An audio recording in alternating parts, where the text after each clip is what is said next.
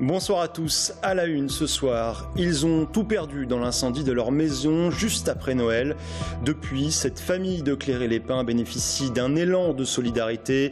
Ils dépassent leurs espérances et les frontières de leur village, vous le verrez.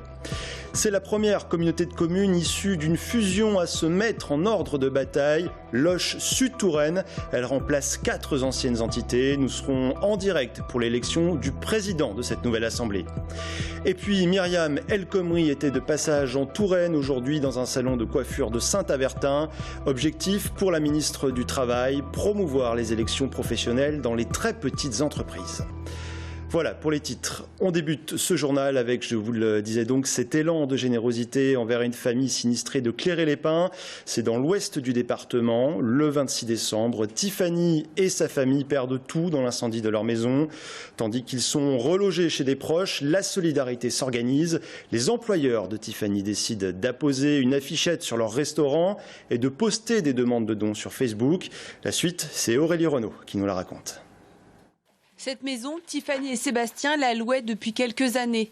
Nous sommes à Cléré-les-Pins. Au lendemain de Noël, elle part complètement en fumée. Tout part du garage où le sèche-linge prend feu. En quelques minutes, la maison est totalement détruite. Le couple et leur petite fille de 16 mois n'ont plus que les vêtements qu'ils portent et leur voiture. Immédiatement, ils sont hébergés par la famille et dans le village voisin, à Saint-Roch, la solidarité s'organise.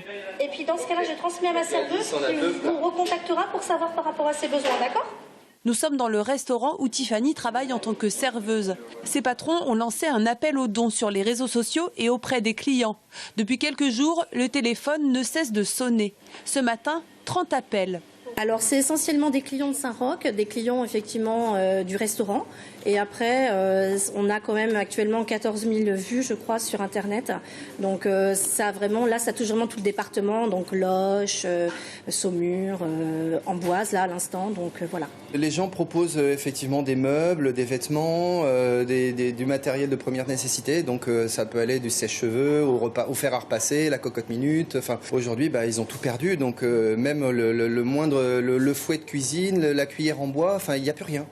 Sur le comptoir, une cagnotte. Depuis le drame, l'équipe du restaurant, les collègues de Tiffany, lui versent chaque pourboire. Un peu plus loin, le garage du restaurant est devenu une véritable caverne d'Ali Baba. Le scooter, non, hein. Désolé, je sais pas pour vous. Gazinières, vêtements, jouets, de quoi redémarrer avant que les assurances ne prennent la situation en charge. Couverture, serviettes, torchons, draps. En plus, j'aime bien ceux-là, ils sont sympas. C'est Madeleine, ça. Elle est trop mignonne, Madeleine. Il y a une poussette canne, il y a des jouets enfants qui sont derrière. Des manteaux, des tasses. Un robot ménager. Ça redonne le sourire ? Ouais. Là, oui. Franchement, ça fait plaisir. De voir qu'il y a encore des gens qui sont généreux, qui pensent aux autres. Et je vais pas pleurer, mais presque. Hein. Je sais pas.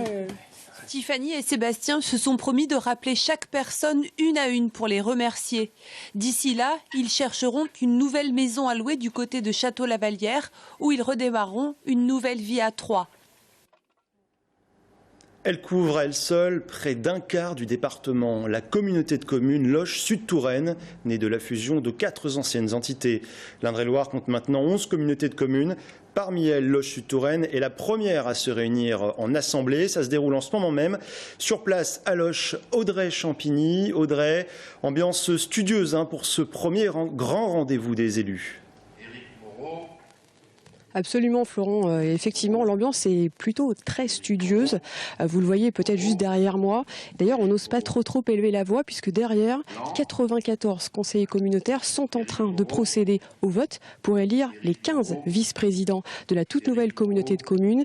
Il y a un peu plus d'une heure maintenant. C'est sans suspense. C'est Gérard Hainaut qui a été élu le président de cette nouvelle communauté de communes baptisée Loches Sud-Touraine. Alors cette nouvelle communauté de communes, elle regroupe 68 communes. Et elle devient de surcroît la plus grande du département en termes de territoire, un argument de poids pour le nouveau président. On va arriver face à nos partenaires institutionnels avec un poids extrêmement renforcé, un poids politique considérable. Nous serons la 8e communauté de communes en termes de superficie en France. Nous aurons 55 000 habitants, ce qui fait de nous la 2e entité départementale en termes de population. Et donc quand on arrivera devant ces partenaires qui sont le département, la métropole de Tours également, les départements voisins, la région, l'État, voire l'Europe, on saura être entendu, ce qui pour nous sera un grand changement. Alors Gérard Hainaut qui a insisté aussi sur le rôle crucial de chaque maire dans cette nouvelle aventure. Alors pour ce qui est des vice-présidents, on retrouve dans le quatuor de tête Marc Angenot, Michel Guignodeau ou encore Pierre Louot. Pour ce qui est du reste de la liste, chaque territoire devrait être représenté. C'est un mixte quelque part. D'abord les compétences, ça a été la première des choses. Donc chacun effectivement exprimant quelles étaient en fait ses volontés, et puis on a regardé si ça correspondait effectivement à ce que l'on considérait comme étant dans ses compétences, et ensuite on a cherché aussi un équilibre des territoires. Il y aura des représentants des 4 communautés de communes, et puis donc on aura également en fait plus tard probablement des conseillers délégués qui seront nommés par le président, qui viendront épauler les vice-présidents. Éric Moreau. Un premier communautaire est prévu le 11 janvier prochain, et puis ensuite tous les mois dans une commune différente, dans une salle aussi différente, pour pouvoir accueillir ces 94 conseillers communautaires.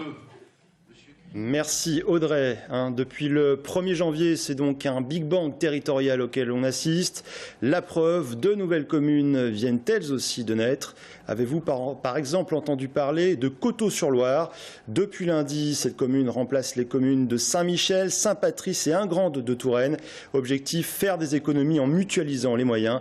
Le reportage de Romain Delville. Le mariage à 3 de Saint-Michel, Saint-Patrice et Ingrande donne naissance au Coteau-sur-Loire, nouvelle commune de 2000 habitants environ. Dans les faits, ça fait 40 ans qu'Ingrande et Saint-Patrice, par exemple, sont associés pour l'entretien des routes, et le regroupement concerne déjà les scolaires. Le changement pour nous, ça va être visiblement au niveau des écoles. J'ai 3 enfants, dont une qui est à Ingrande maintenant, qui aurait dû se trouver avec sa grande sœur à Saint-Michel, mais qui est à Ingrande pour une année seulement, puisqu'elle est en moyenne section. Alors après, nous, dans l'immédiat, il n'y a pas vraiment de gros changements, je dirais, puisqu'on garde notre poste, notre mairie, etc. Bon, c'est pas spécialement bien vu par tout le monde, mais les gens se sentent toujours de Saint-Michel et pas d'un regroupement de communes. C'est dans cette salle du conseil municipal de Saint-Patrice, chef-lieu des Coteaux-sur-Loire, que les 3 communes vont vivre leur Big Bang institutionnel lundi prochain, jour du conseil municipal qui élira son nouveau maire. L'opération sert à contrer la baisse des dotations de l'État et mutualiser les moyens. On s'aperçoit par exemple que nous avons tous un certain nombre de cantonniers qui font des travaux divers et variés dans leur coin, que quand on met 3 cantonniers ou 4 cantonniers pour faire un travail plus lourd, ils peuvent aller plus vite, plus loin et faire des choses plus intéressantes par exemple. Pour les habitants, tous les services continuent dans leur mairie déléguée et les élus espèrent que l'union des 3 communes crée une nouvelle dynamique. Il va y avoir vraisemblablement une mobilité beaucoup plus grande et des échanges entre notamment les associations. Le plus bel exemple, c'est l'association des parents d'élèves. Il y avait une association à Saint-Michel, il y en avait une à Ingrande-Saint-Patrice et les 2 se sont regroupés. Voilà, c'est un bel exemple de ce qui peut se faire en commun. Heureux hasard, les 3 communes n'ont pas de nom de rue ni de place en commun. Ça enlève des sueurs froides aux facteurs. L'économie en bref, la justice annule le plan social de l'entreprise AEG Power Solutions à Chambray-les-Tours. En avril, 19 personnes étaient licenciées. Dans la foulée, la CGT, le comité d'entreprise, saisissait le tribunal administratif de Nantes. Les juges ont estimé que ces licenciements étaient contraires au droit du travail. Myriam El Khomri, vue dans un salon de coiffure de Saint-Avertin. Aujourd'hui, image insolite mais qui ne doit rien au hasard. La ministre du Travail est venue parler élections professionnelles dans les TPE. Elle concerne les entreprises de moins de 11 salariés. Objectif, mobiliser. Il y a 4 ans, ces élections n'avaient attiré qu'un salarié sur 8. Amanda Breuer-Vera. Coup de projecteur sur l'élection syndicale au sein des TPE. Myriam El Khomri, ministre du Travail, s'est déplacée dans un salon de coiffure à Chambray-les-Tours pour booster la participation à cette élection. Dans la première édition en 2012, a mobilisé 12% des votants. Donc 2 apprentis, Et vous travaillez depuis combien de temps dans ce... 5 ans. 5 ans toutes les deux. Jusqu'au 13 janvier, les 40 000 salariés des TPE du département, ainsi que les 17 000 employés à domicile et les apprentis concernés, doivent voter pour une organisation syndicale. Le résultat va influencer les branches professionnelles qui négocient les conditions de travail, la désignation des conseillers prud'homaux, mais aussi la composition du comité paritaire régional interprofessionnel qui délivre des conseils sur le droit et peut intervenir lors de conflits. Selon la ministre, cette mesure installe un peu plus la démocratie au sein du monde du travail. Je pense qu'une démocratie doit avoir une démocratie sociale pour bien fonctionner, que ça ne doit pas être le monopole des grands groupes et que la relation, elle est vraiment dans la proximité entre un salarié et un employeur d'une petite entreprise. Et donc c'est important d'avoir aussi un recours de personnes plus neutres, bien évidemment, et ça c'est essentiel. Les syndicats présents soutiennent ce dispositif mais déplorent le manque de moyens et de communication. Parmi les 5 salariés du salon de coiffure, personne n'était au courant avant l'organisation de cette visite. Ça nous intéresse, nous personnellement, pas forcément. Être au courant, oui, mais on n'a pas forcément de problème au salon. Mais pour les entreprises où il se passe quelque chose avec l'employeur, ça peut être intéressant pour elles. Les résultats du vote et le taux de participation vont être connus le 3 février prochain. Un mot de sport à présent. Ludovic Chorgnon, dit Ludo le Fou, dans le Guinness Book des records. Le coureur du Loir-et-Cher avait déjà réussi l'exploit d'effectuer 41 Ironman d'affilée. C'était au cours de l'été 2015 à Vendôme. Il s'agit d'une épreuve extrême de 3 km 800 de natation, 42,2 km de course à pied et 180 km de vélo. Avec les Ironman courus au Pays de Galles et en Australie, Ludovic Chorgnon affiche du même coup un autre record, celui du plus grand nombre d'Ironman réalisés en une année, 44 entre septembre 2014 et août 2015. Marine Le Pen a fait aujourd'hui son retour dans les médias, plateau télé, radio. À moins de 4 mois des élections présidentielles, la patronne du Front National lance enfin sa campagne. Quels en seront les thèmes? Comment s'articulera-t-elle au niveau local? Nous poserons la question à notre invitée Véronique Péan, secrétaire départementale du FN. A tout de suite.